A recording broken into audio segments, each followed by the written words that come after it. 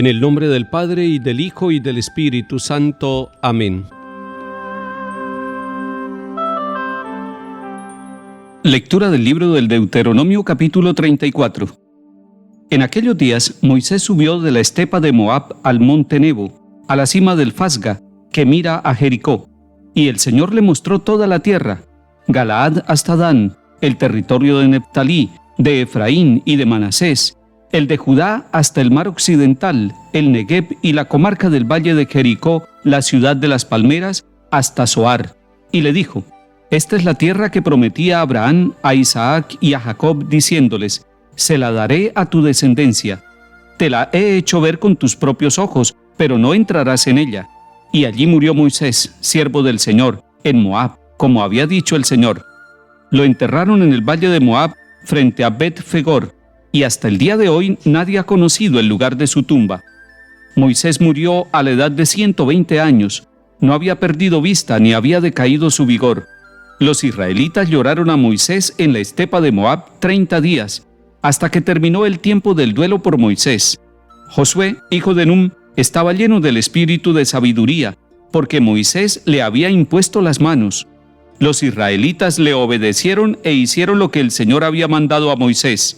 Pero ya no surgió en Israel otro profeta como Moisés, con quien el Señor trataba cara a cara, ni semejante a él en los signos y prodigios que el Señor le envió a hacer en Egipto contra el faraón, su corte y su país, ni en la mano poderosa, en los terribles portentos que obró Moisés en presencia de todo Israel.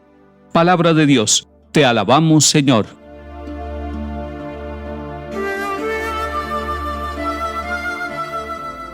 Estamos en el último capítulo del libro del Deuteronomio.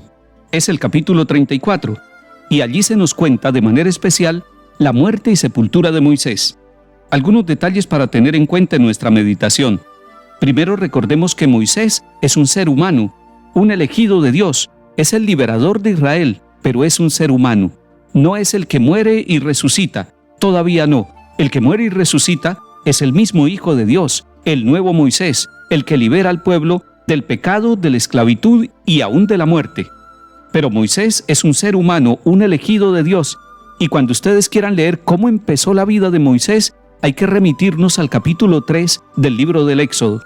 Y cuando quieran saber cómo murió Moisés, hay que leer el capítulo que estamos leyendo hoy, Deuteronomio capítulo 34. El lugar de la muerte de Moisés es el monte Nebo. El monte Nebo se convierte entonces en un lugar muy importante. Desde el monte Nebo, el Señor le muestra toda la tierra que Él ha prometido a Abraham, a Isaac y a Jacob. Le muestra la tierra de la promesa. El monte Nebo es el lugar donde Él puede anticipar lo que va a ser la conquista de la tierra prometida, el cumplimiento de la alianza. Pero recordemos que el Señor le dice a Moisés: se la muestro, pero no llegarás a la tierra prometida.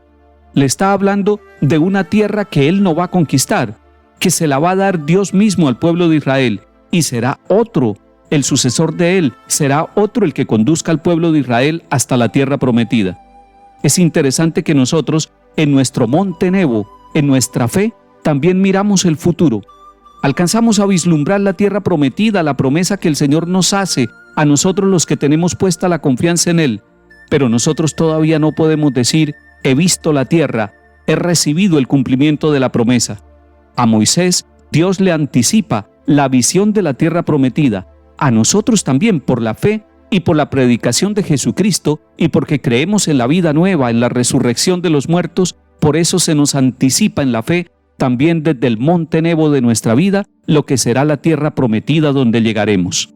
Y allí murió Moisés, y fue sepultado allí, en Moab. La tumba de Moisés nunca fue encontrada, y sin embargo, el pueblo tiene la certeza de que su líder murió. ¿Qué pasa con el pueblo en ese momento? ¿El pueblo queda abandonado? ¿El pueblo queda huérfano? ¿El pueblo queda solo? ¿El pueblo se vuelve otra vez hacia Egipto? De ninguna manera. No queda solo ni se devuelve, porque Dios, en su plan infinito de misericordia, ha elegido a un sucesor para acompañar al pueblo de Israel. Pero miremos que es muy interesante. Son 30 días de duelo lo que vive el pueblo allí, en Moab, después de que sepultan a Moisés. Y es que el duelo es muy importante.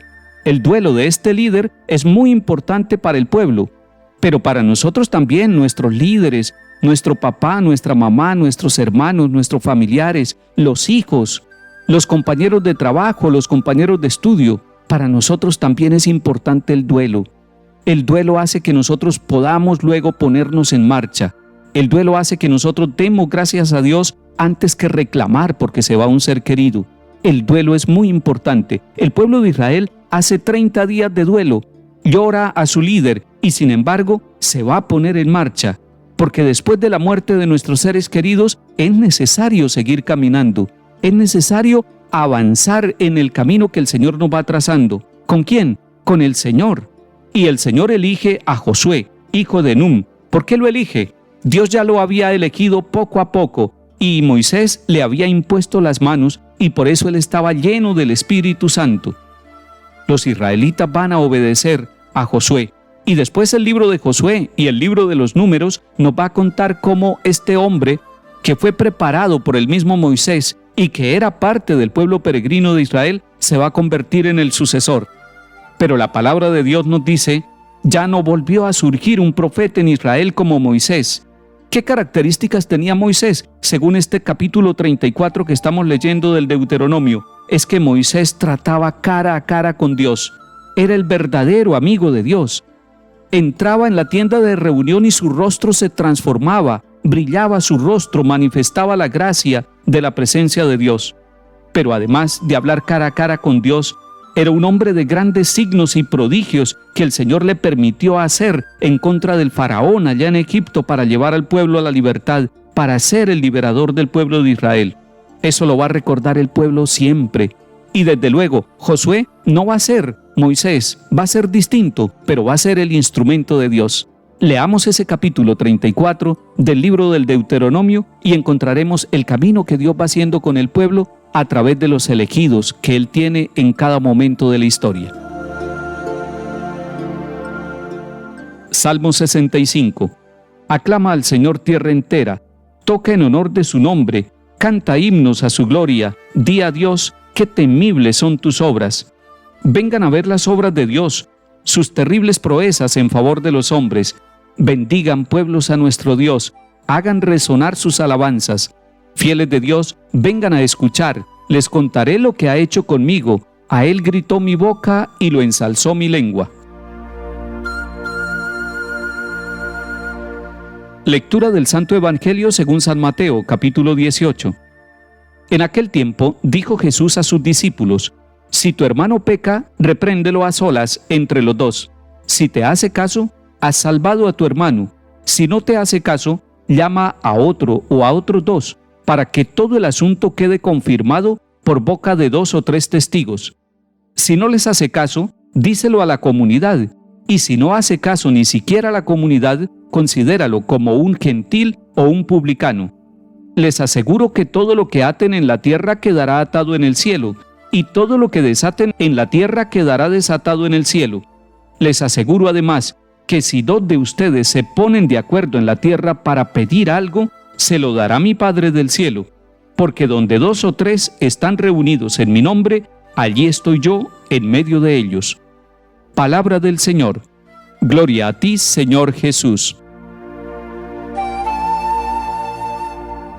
Esta enseñanza comunitaria de Jesús en el capítulo 18 de San Mateo es muy útil, muy práctica y muy vivencial para nosotros cada día. Se trata de la corrección fraterna y el Señor da 3 pasos en esa corrección fraterna. Primero, si tu hermano te ofende, llámalo a solas y habla directamente. Ese paso es importantísimo. Nosotros a veces nos saltamos ese paso, nos ponemos a hablar del hermano, pero no somos capaces de hablar cara a cara con el hermano para corregirlo fraternamente y permitir que ese hermano sea salvado. Y por eso el Señor dice, si tu hermano peca, repréndelo, pero repréndelo a solas. No lo critiques, no lo destruyas, permítele que sea salvado por esa corrección fraterna. Y un segundo paso, si no te hace caso, llama a 2 o 3 para que sean testigos. Todavía es un paso de misericordia, todavía es un paso de fraternidad. Y aún si no le hace caso, llama a la comunidad y entonces toma las decisiones con toda la comunidad para que no sean decisiones arbitrarias.